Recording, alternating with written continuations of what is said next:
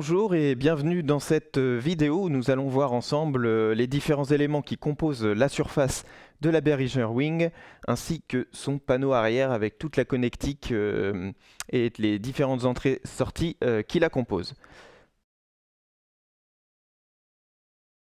Je vous propose de faire une revue de la console de gauche à droite. Alors si on part ici à gauche, on se retrouve avec un petit bloc ici qui vous permet de gérer tout ce qui va être monitoring. Donc on va retrouver une sortie casque et une sortie moniteur pour des enceintes de monitoring qui sont donc tout à fait indépendants l'un de l'autre au niveau du volume. Vous retrouvez également le tollback. Donc le tollback, vous pouvez gérer son niveau, son volume également. Et puis pouvoir gérer deux zones différentes de tollback. Donc ce qui vous permet de parler par exemple à un ingénieur son sur le retour, qui gère les retours sur scène, ou directement à vos artistes par exemple dans leurs ears ou leur retour. Ensuite, en dessous, on va se retrouver avec le premier bloc de faders. Donc on voit un 24 faders au total, décomposés en trois zones, hein, trois zones distinctes l'une de l'autre. Donc on peut retrouver les différentes informations sur n'importe quelle zone, puisqu'on peut les paramétrer, les personnaliser. On le verra dans une prochaine vidéo. Mais disons que chaque zone est quand même orientée sur certains canaux de la console. Donc on va retrouver ici tout ce qui va être canaux d'entrée, traitement sur nos canaux d'entrée. Au milieu, on a plutôt DCA et puis bus, tout ce qui va être bus master. Et à droite, plutôt nos mains. Pour chaque zone, on a un petit bouton View ici, donc qui vous permet sur l'écran de retrouver une synthèse de vos canaux. En dessous, on va retrouver les boutons verticaux. Donc tout comme pour la X32, on se balade ici entre nos canaux 1 à 12, 13 à 24, 25, 36, 37, 40 avec nos auxiliaires. On peut retrouver nos bus master. Et puis on a deux pages ici complètement configurables. C'est ce que je vous disais, on verra dans une prochaine vidéo comment personnaliser ces différentes pages. On a ici aussi deux boutons avec un petit 4 et une flèche qui vous permettent de décaler votre affichage par bloc de 4 sur vos canaux. Donc là, si j'affiche 1 à 12 et que je me décale de 4, eh bien, je vais me retrouver avec les canaux de 5 à 16. Et ainsi de suite. Sur la tranche du milieu, pareil, on retrouve notre bouton View où on peut retrouver notre synthèse des canaux. On retrouve ici les boutons verticaux où on va retrouver nos DCA, les mains, les auxiliaires, les bus et puis deux pages configurables. Donc c'est pareil, ces pages-là sont configurables et sont complètement indépendantes de la zone d'à côté. Ce n'est pas la même page que ce qu'on peut retrouver ici. On a le petit bouton Soft Flip qui vous permet par exemple sur des retours de pouvoir ici gérer le volume directement de ce que vous allez retrouver dans le retour de l'artiste qui est sur scène.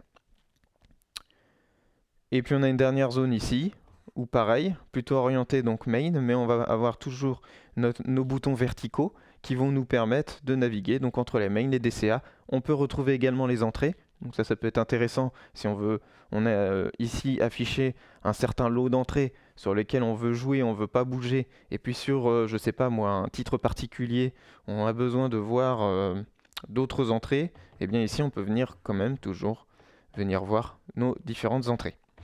Les auxiliaires, les bus master, et puis deux pages complètement indépendantes qui seront configurables. Voilà, la petite différence ici sur ce bloc-là, c'est qu'on va retrouver en haut de ce petit bloc de 4 un petit panneau ici qui va permettre, par exemple sur des entrées, de venir personnaliser la gate, le compresseur, le filtre, activer ou non l'alimentation fantôme. On peut retrouver ici un certain nombre de fonctions qu'on peut associer. Ici la balance. Voilà, donc élément très intéressant sur cette console, c'est le grand écran tactile 10 pouces. Hein, donc avec, comme sur la X32, on retrouve un petit peu la même architecture, les boutons à côté de l'écran qui permettent d'aller naviguer dans les menus. Donc on a le Home. Donc là, si je prends un canal, on se retrouve avec toutes les informations du canal. Donc la possibilité sur un canal qui n'est pas auxiliaire, on va se retrouver avec equalizer, gate, compresseur, deux inserts possibles. Le master, donc nos 4 masters, et puis le traitement sur tous les envois sur les bus auxiliaires. Si je prends maintenant un auxiliaire, on va voir qu'on a moins de traitement puisqu'on a un dynamique et puis un equalizer avec 4 bandes de traitement au lieu de 6. On retrouve tous nos racks d'effets. Meters, donc pour pouvoir visualiser le volume de toutes nos sources et de tous nos départs. Et puis le routing, on le verra plus en détail dans une prochaine vidéo, qui a une philosophie un petit peu différente que sur la X32, mais qui permet en fait de dissocier nos sources et nos canaux, de pouvoir nommer, coloriser, mettre des symboles sur nos sources, indépendamment de nos canaux. Et ce qui est très pratique si on prend ici une entrée, de pouvoir gérer 2 sources différentes beaucoup plus facilement lorsqu'on permute entre notre source principale et notre source alternative pour le Virtual Soundcheck. Voilà, tant qu'on est sur cet écran, eh bien on peut voir que l'on a la possibilité donc de régler les différents paramètres. Donc ici ma balance, le trim sur cet écran, donc directement soit en tactile, soit à l'aide ici de 6 boutons. Donc vous retrouvez le paramètre en face qui correspond. Donc ici on en a 3 réglables via les boutons, ce bouton, ce bouton, ce bouton. Et puis on peut aussi, donc par exemple si je vais sur les effets, eh bien pouvoir sélectionner un bouton et puis pouvoir gérer le volume avec ce petit bouton là. Voilà. Vous pouvez aller partout dans l'écran et puis cette molette vous permet de régler le paramètre que vous avez sélectionné au toucher. Vous avez aussi ici un petit bouton qui vous permet de ici naviguer entre les différents écrans ou sur certains paramètres notamment de pouvoir gérer directement le tempo. Vous avez un petit vumètre ici qui est donc soit votre source que vous allez prendre en solo, avec toujours voilà, un clear solo, ou alors directement le master qui va s'afficher ici si vous n'avez pas sélectionné de solo. On continue avec tout ce qui est setup, donc là on se retrouve avec pas mal de paramètres mais qui sont quand même assez clairs puisqu'on a différentes pages de paramètres suivant en fait à quelle fonction ils correspondent dans la console. Donc ils sont regroupés par thème, par thématique. On va retrouver général, audio, surface, remote, DAW. On a ici la librairie. Donc la librairie, vous avez du stockage directement sur la console ou du stockage sur l'USB. Donc le petit port USB qui est ici, qui vous permet soit justement de sauvegarder tout ce qui va être librairie, vos scènes, snapshot, etc. Ou alors ici de venir enregistrer ou lire vos shows. Et ces shows peuvent être enregistrés jusqu'à 4 canaux mono sur la clé USB. À droite de l'écran, on retrouve le channel strip, donc qui va permettre de pouvoir configurer le canal sélectionné assez facilement directement depuis ce panneau. Alors ce panneau, il intègre également un écran, donc qui lui n'est pas tactile, mais qui permet de voir rapidement en un clin d'œil comment est configurée l'entrée, et puis bon voilà, de pouvoir voir différents paramètres facilement. Donc voilà, par exemple le gate, et puis vous pouvez venir ici changer le niveau de votre gate facilement. Vous voyez ici les différents modes dans lesquels sont configurés le canal. Les boutons ici sont sensitifs. Et puis ces boutons, donc tous les codeurs ici sont sensitifs. Voilà, donc on va pouvoir configurer donc tout ce qui va être traitement d'entrée, donc les dynamiques, les filtres. et puis cette zone-là qui est dédiée à l'equalizer. Donc on verra ce channel strip là en détail sur une vidéo dédiée. Enfin, sur notre surface, on retrouve ici le Customs Control, donc qui est quoi? Qui est une première zone où vous avez 16 pages paramétrables où vous pouvez aller indiquer ce que vous voulez. Donc moi j'ai mis facilement ici de quoi switcher entre le mode main et alternatif. Je peux indiquer sur quelle sortie je veux travailler. Est-ce que c'est le mono A, moniteur A ou le moniteur B?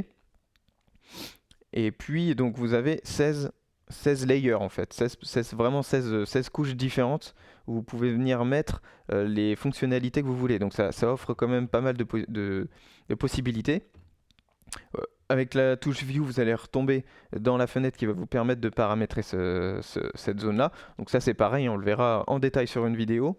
Et puis la zone du dessous qui vous permet de contrôler alors plusieurs choses, qui vous permet de contrôler vos scènes, qui vous permet de contrôler vos mutes, qui vous permet de contrôler la carte live, donc qui est à l'arrière de cette console, qui permet d'enregistrer votre show en multipiste jusqu'à 64 pistes, et qui vous permet aussi de gérer votre enregistrement, cette fois-ci sur l'USB.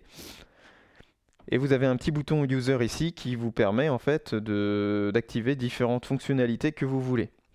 Donc moi ici j'ai configuré du MIDI, mais ça peut être plein d'autres choses. Et puis le bouton DAO, donc moi je suis pas relié en USB là, donc je peux pas l'activer, mais qui va vous permettre de fonctionner au niveau de cette zone avec Pro Tools, avec tout ce que vous voulez. Voilà, la présentation des différentes zones de la console est faite. Je vous propose de passer à l'arrière pour voir tout ce qui va être entrée-sortie.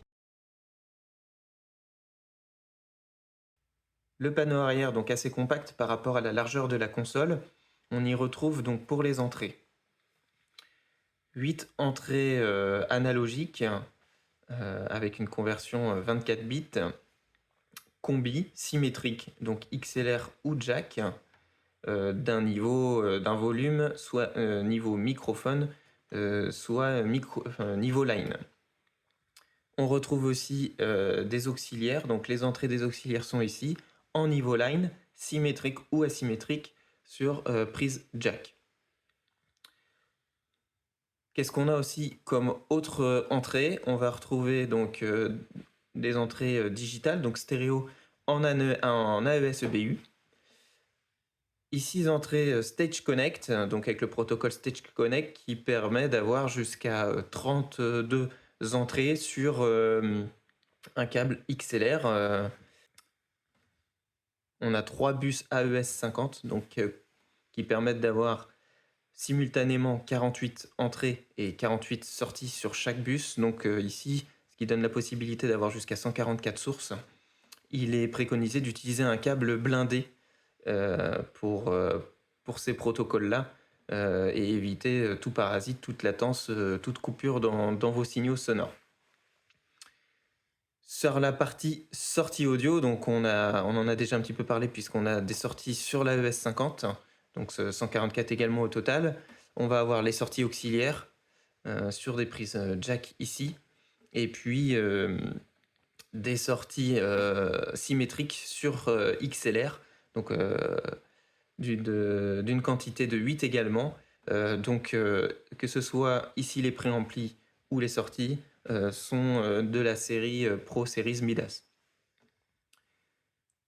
Pour terminer avec les protocoles, on va avoir ici l'USB, donc USB 2, qui vous permet d'avoir jusqu'à 41 entrées et 41 sorties audio, donc en lien avec votre ordinateur, donc pour pouvoir enregistrer différentes sources audio ou faire du virtual soundcheck, enfin différents cas, qui va vous permettre aussi de passer le MIDI et qui va aussi vous permettre d'avoir le DAW donc pour vos logiciels de traitement audio.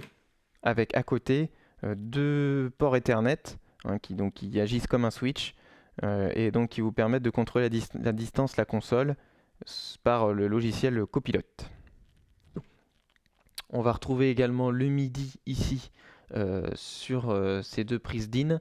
Et puis on a donc petite nouveauté ici, des entrées-sorties, donc qui vous permettent de déclencher des fonctions de votre console, par exemple via une pédale, ou qui va vous permettre de déclencher, admettons, un relais.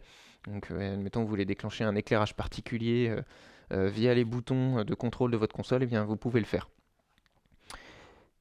Le petit panneau ici latéral à droite, donc c'est la carte WingLive qui vous permet d'enregistrer 32 canaux par carte SD. Donc on retrouve deux cartes SD ici, carte SD de 32 Go maximum. Donc ce qui vous permet, si vous les combinez via les paramétrages de la console, d'enregistrer jusqu'à 64 canaux simultanément. Et puis, dernière petite chose ici, vous avez une sortie ici pour des lampes d'une capacité de 5 watts.